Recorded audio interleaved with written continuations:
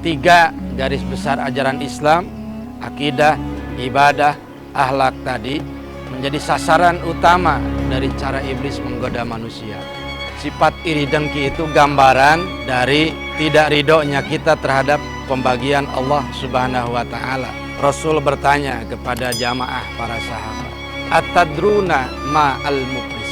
Apakah kalian tahu siapa orang yang bangkrut itu, orang yang rugi itu?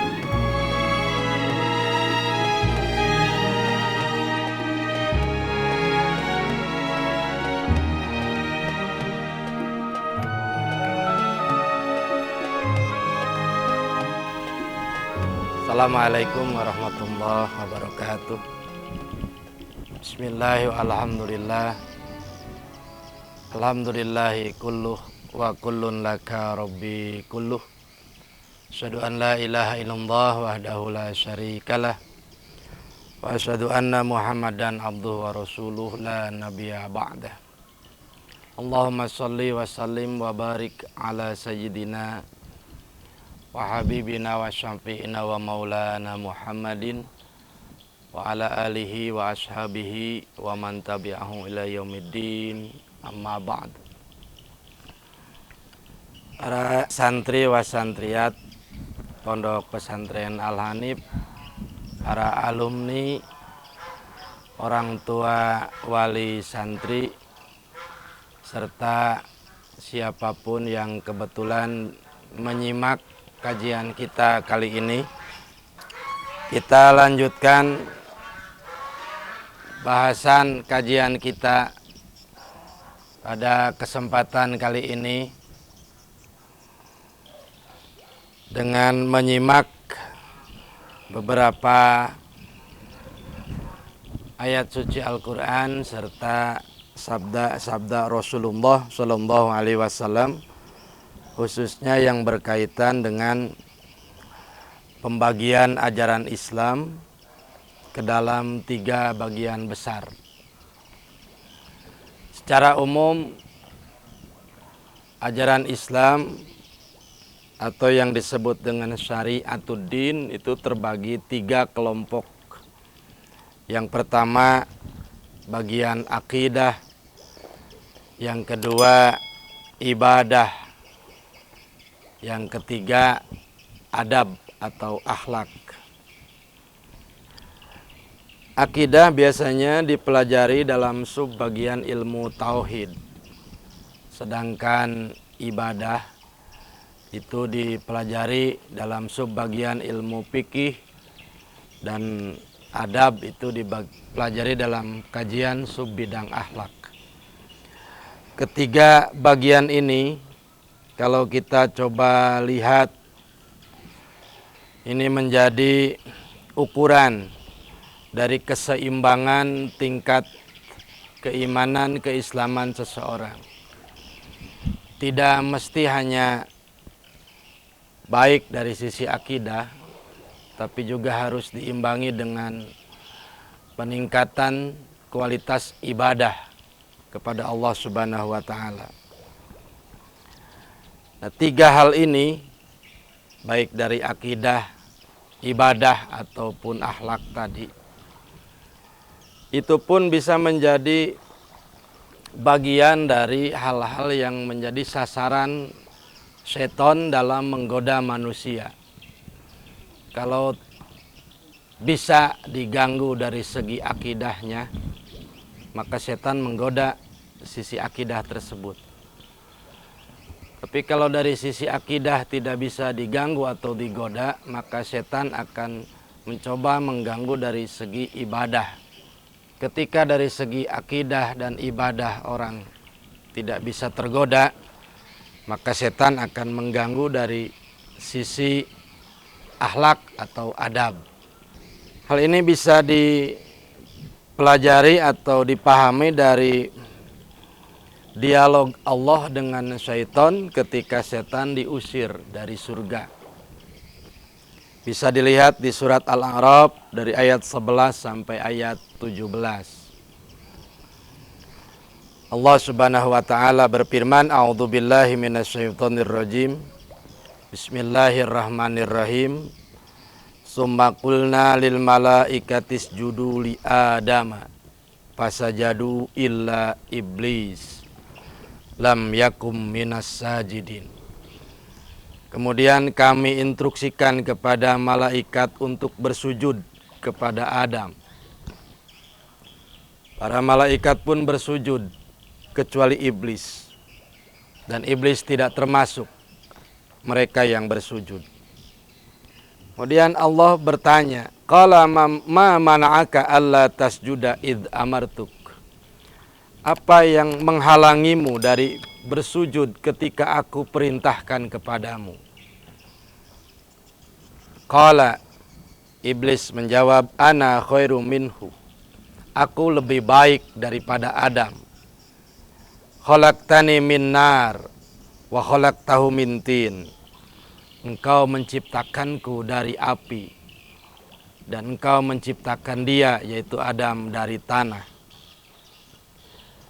Dari dialog ini di ayat 13-nya kemudian Allah berfirman, qala fahbid minha fama yakunu laka an tatakabbaru fiha fahruj innaka minas sagirin.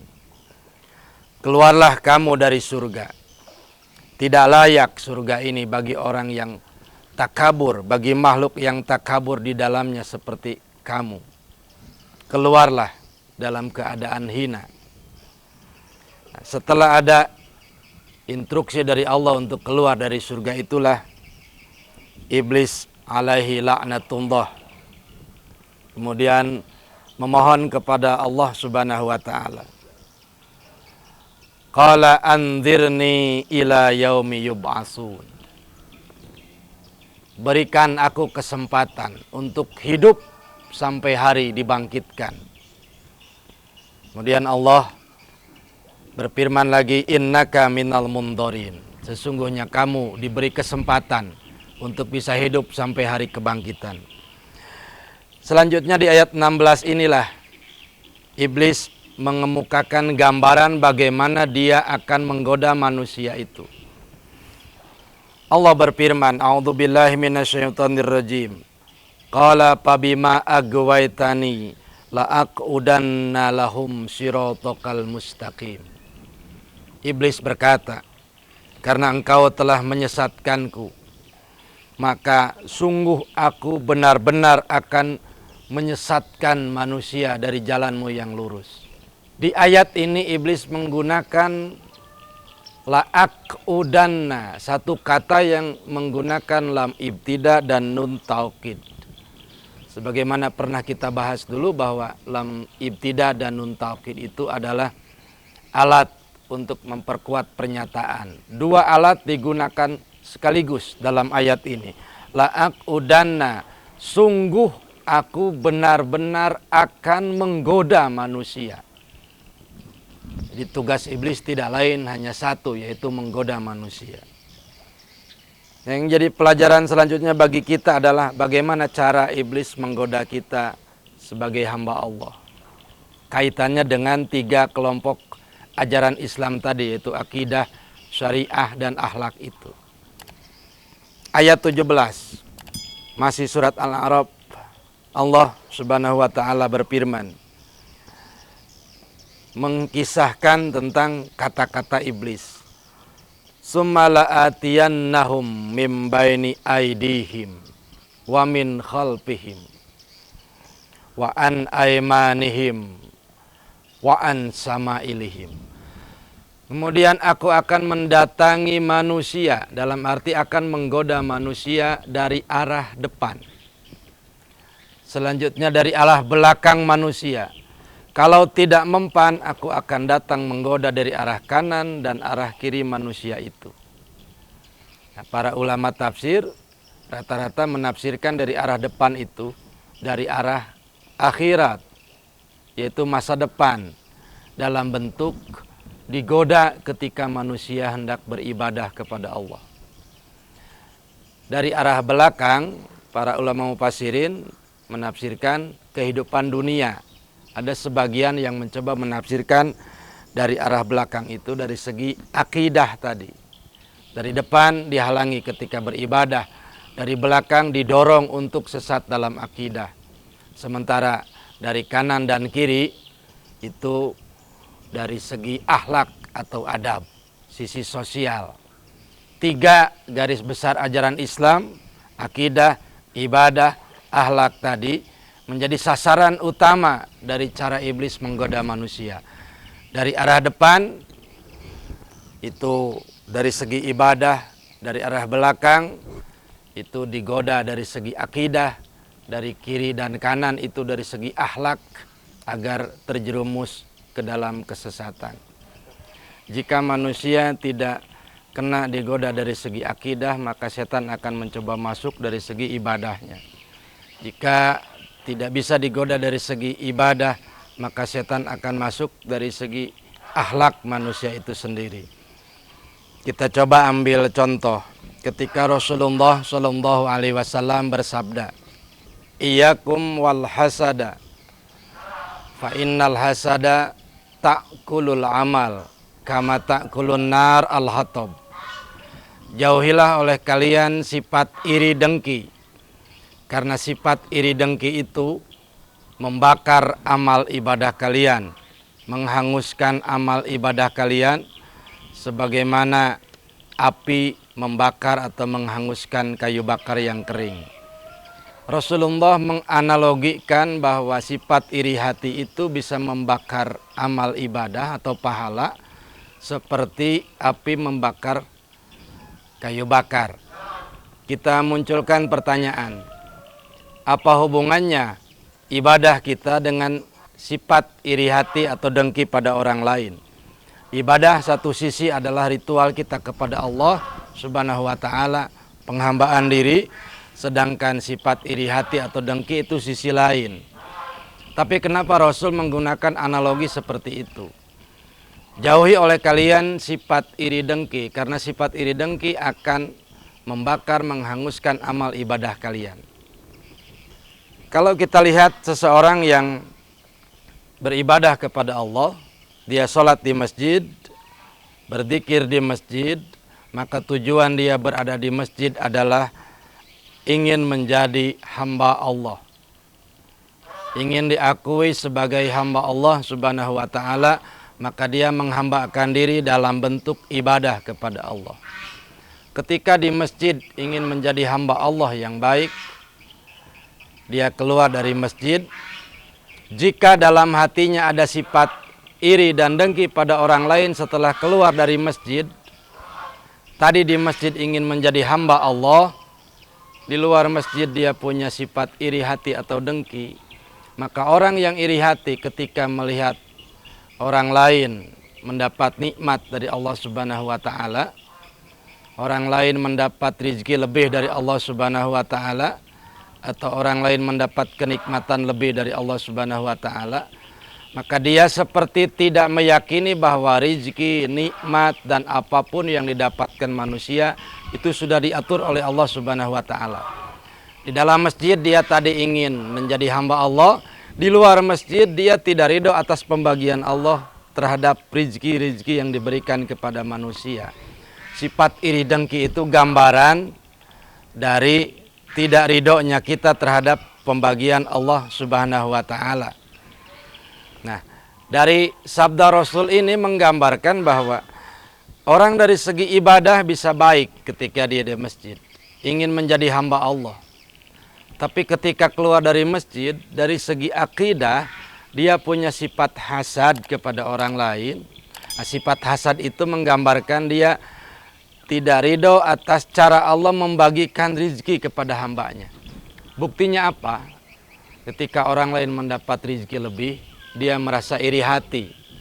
Iri hati berarti tidak ridho atas pembagian Allah Subhanahu wa taala. Di masjid ia ingin menjadi hamba Allah, di luar masjid dia tidak ridho atas cara pembagian Allah. Dari segi ibadah dia bisa dipandang baik, tapi dari segi akidah dia tergoda oleh setan itu. Selanjutnya kita coba ambil contoh hadis yang sudah populer, diterima dari Abu Hurairah radhiyallahu anhu. Ketika Rasulullah Shallallahu Alaihi Wasallam berada di satu majlis, Rasul bertanya kepada jamaah para sahabat, "Atadruna ma al-muflis?" Apakah kalian tahu siapa orang yang bangkrut itu? Orang yang rugi itu? Qalu, para sahabat menjawab, "Al-muflisu fina man la dirham lahu wala mata'." Orang yang bangkrut menurut pendapat kami adalah orang yang tidak punya dirham dan tidak punya mata pencaharian. Kalau dalam bahasa kita berarti orang yang lebih banyak mengeluarkan modal daripada mendapatkan keuntungan dari usahanya. Itulah orang bangkrut. Kemudian Rasulullah bersabda, orang bangkrut bukan itu, tetapi orang bangkrut, orang yang rugi adalah al-muflisu min ummati. Orang yang bangkrut dari kalangan umatku adalah ya'ti yaumal qiyamati bisolatin wa siyamin wa jakatin. Yaitu dia yang datang nanti pada hari kiamat, di hari hisab, membawa pahala solat, pahala zakat, pahala puasa, begitu banyak. Pahala solat ditenteng, dipikul, banyak dia membawa pahala sebagai bekal atau modal hisaban di hadapan Allah Subhanahu wa ta'ala. Tetapi wayati qad satamahada, dia juga pernah di dalam hidupnya, wayati qad satamahada, dia datang dengan dosa bahwa dia pernah mencela orang ini, wa qadafahada, dia pernah menuduh kepada orang itu, wa akala malahada, dan dia pernah memakan harta orang ini tanpa sepengetahuan, wa syafakadamahada, dia pernah mengocorkan darah orang ini, wa darabahada, dia pernah memukul orang ini. Satu sisi dari segi ibadah, dia membawa pahala zakat, puasa, sholat, dan lain sebagainya. Tapi sisi lain, dia juga membawa catatan dosa. Dia pernah mencela orang lain, menuduh orang lain, memfitnah orang lain, membunuh orang lain bahkan. Jadi modal dibawa, tapi juga ada dosa lain yang dia bawa di hadapan Allah Subhanahu wa ta'ala. Dari segi ibadah dia bagus, tapi dari segi akhlak terhadap sesama dia jelek. Dia tergoda oleh setan tidak dari segi ibadah, tapi dari segi sisi sosial terhadap sesamanya dia buruk. Buktinya apa? Meskipun dia ahli ibadah dengan pahala-pahala ibadah yang banyak, tapi dia juga membawa catatan dosa terhadap sesamanya. Akhirnya, fayu'tu hada min hasanatihi wa hada min hasanati. Maka diberikan kepada orang itu kebaikan amalnya untuk menebus dosa-dosanya kepada orang yang pernah dia sakiti. Satu pahala diberikan pada orang lain yang pernah dia fitnah. Segenggam pahala diberikan pada orang lain untuk menebus dosanya yang dia tuduh. Satu pahala dia berikan pada orang lain yang pernah dia bunuh. Setiap pahala dia tebuskan untuk dosa-dosanya. Celakanya, ketika pahala yang dia anggap sudah banyak itu habis, orang yang ngantri tebusan dosanya masih banyak. Maka Allah alihkan dosa orang-orang yang pernah dia sakiti, ditimpakan kepadanya. Modal dia membawa pahala di hadapan Allah habis digunakan untuk menebus dosanya. Setelah pahala habis, kemudian dosa orang-orang yang dia sakiti justru yang ditimpakan kepadanya. Ujung hadis Rasulullah bersabda, summa turiha finnar, kemudian dia dilemparkan ke neraka. Orang ini dari segi ibadah dia tidak tergoda oleh setan. Dia lulus-lulus saja. Tapi dari segi akhlak, sosial, bahasa Quran tadi, wa an aymanihim wa an samailihim, dari arah kanan dan kiri, itu gambaran bagi kita setan akan menggoda sekitar kita arah sosial, yaitu bergaul dengan sesama. Hablum minallah bisa saja baik, tapi kalau hablum minannas jelek, maka contoh kasusnya seperti ini. Pahala kita beribadah sholat banyak, pahala kita saum banyak, pahala kita ibadah-ibadah yang lain banyak, tapi makin banyak pula orang yang kita sakiti, maka kita akan merugi. Orang ini baik dari segi ibadah, tapi tergoda dari segi akhlak. Contoh lain adalah dari kasus-kasus yang kita bahas ini, 3 kelompok besar tadi, ada akidah, ibadah, dan akhlak itu. Ketika orang baik akidahnya, baik ibadahnya, dan baik akhlaknya, maka dia sudah terselamatkan dari cara setan menggoda, yaitu summa la'atiyannahum min baini aidihim wa min khalfihim wa an aymanihim wa an samailihim.